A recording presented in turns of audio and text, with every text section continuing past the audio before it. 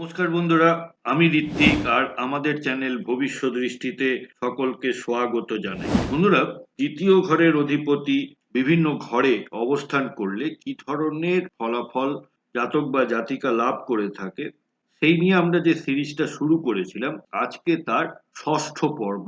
আর আমরা আলোচনা করব দ্বিতীয় প্রতি যখন ষষ্ঠ ঘরে অবস্থান করে তখন মানুষের জীবনে কি ধরনের প্রভাব পড়ে।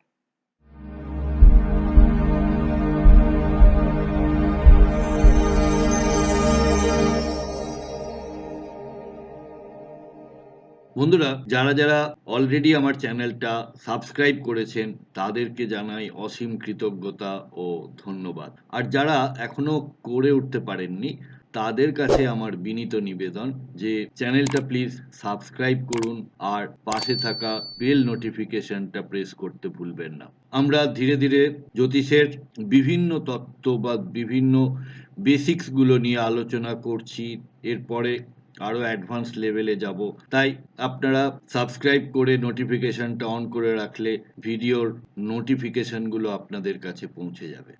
তাহলে চলুন আমরা দেখি যে দ্বিতীয় পতি ষষ্ঠ ঘরে অবস্থান করলে জাতক বা জাতিকা লাইফে কি ধরনের ফলাফল লাভ করে থাকে। দ্বিতীয় ভাব হলো ধন সম্পত্তি, পরিবার, বাক শক্তি এবং মূল্যবোধকে নির্দেশ করে। ষষ্ঠ ঘর হলো রোগ, ঋণ, শত্রু, প্রতিযোগিতা এবং আপনার সেবা বা সার্ভিসকে নির্দেশ করে। যখন দ্বিতীয় পতি ষষ্ঠ ঘরে অবস্থান করে তখন আর্থিক অবস্থা ও পারিবারিক বিষয়ে চ্যালেঞ্জ ও সংগ্রাম লক্ষ্য করা যায়। আমরা জানি যে 6, 8, 12 এই তিনটে ঘরকে আমরা একটু অশুভ বলে ধরে থাকি। তাই দ্বিতীয় পতি যখন ষষ্ঠ ঘরে বসেন তখন একটু চ্যালেঞ্জিং হয়ে থাকে এই কম্বিনেশনটা।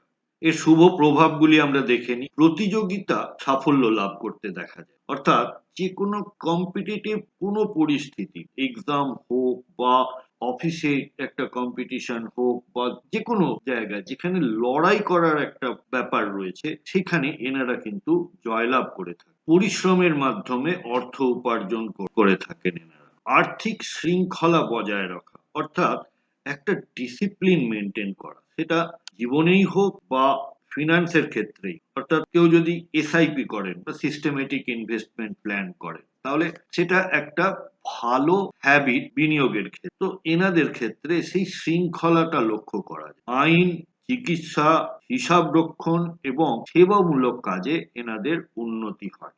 একেই ষষ্ঠ ঘর এবং তার সঙ্গে যদি আবার কোনো ম্যালিফিক প্ল্যানেট বা অশুভ গ্রহ অবস্থান করে বা দৃষ্টি দেয় তখন আরো যে অশুভ প্রভাবগুলি জাতক জাতিকা ভোগ করে থাকে জীবনে, সেগুলি হলো অর্থ নিয়ে মামলা মকদ্দমায় জড়ানোর একটা সম্ভাবনা তৈরি হয়। পরিবারে অর্থ নিয়ে মতবিরোধ তৈরি হয়। অতিরিক্ত ঋণ বা হারগ্রস্ত হওয়ার আশঙ্কা থেকে যায় এবং গোপন শত্রুর কারণে আর্থিক ক্ষতি লক্ষ্য করা যায়। ফ্যামিলি বা স্পিচের ওপরে যে প্রভাবগুলি সেগুলি হলো পরিবারের সঙ্গে আর্থিক কারণে বিবাদ আর কথার কারণে, আপনার বাণীর কারণে, মানে এমন কিছু ল্যাঙ্গুয়েজ আমরা ইউজ করি যেগুলো শত্রু তৈরি করে বা যেগুলো মানুষের ঠিক পছন্দ হয় না। বাক শক্তি দিয়ে প্রতিযোগিতায় জয়লাভও সম্ভব, অর্থাৎ খারাপ স্পিচ খারাপ করবে, ভালো স্পিচ আপনাকে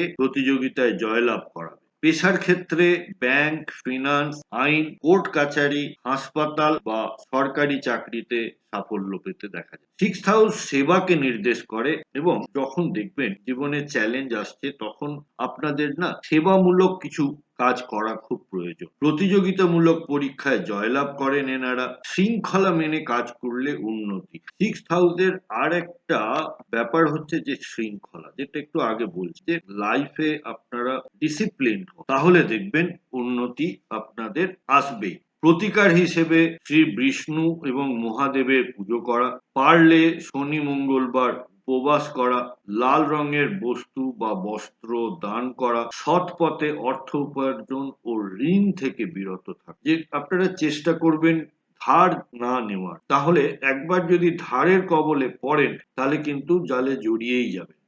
আপনাদের কি কারোর দ্বিতীয় পতি ষষ্ঠ ভাবে অবস্থান করছে? তাহলে আমাকে কমেন্ট বক্সে লিখে জানাবেন যে আপনারা জীবনে কি ধরনের ফলাফল ভোগ করেছে। বন্ধুরা, যদি ভিডিওটা আপনাদের ভালো লেগে থাকে তাহলে অবশ্যই লাইক, কমেন্ট, শেয়ার করবেন। সাবস্ক্রাইব না করে থাকলে আবারও আবেদন করছি, সাবস্ক্রাইব করুন। সাথে থাকার জন্য অনেক ধন্যবাদ।